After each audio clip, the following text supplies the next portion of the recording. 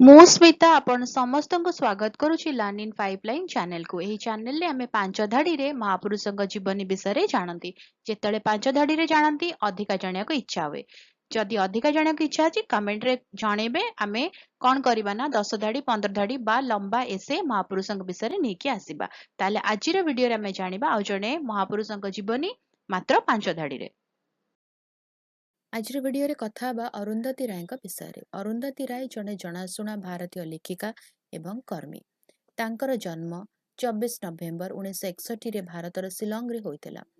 ସେ ତାଙ୍କର ଉପନ୍ୟାସ ଦି ଗଡ୍ ଅଫ୍ ସ୍କୁଲ ଥିଙ୍ଗସ୍ ପାଇଁ ପ୍ରସିଦ୍ଧ ହୋଇଥିଲେ।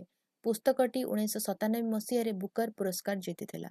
ଅରୁନ୍ଧତୀ ରାୟ ସାମାଜିକ ଓ ରାଜନୈତିକ ପ୍ରସଙ୍ଗରେ ତାଙ୍କର ଶକ୍ତିଶାଳୀ ଲେଖା ପାଇଁ ଜଣାଶୁଣା। ଭିଡିଓଟି କେମିତି ଲାଗିଲା ମୋତେ କମେଣ୍ଟ କରିକି ଜଣେଇବ। ଯଦି ଭଲ ଲାଗିଲା ଲାଇକ୍ କରିଦେବ।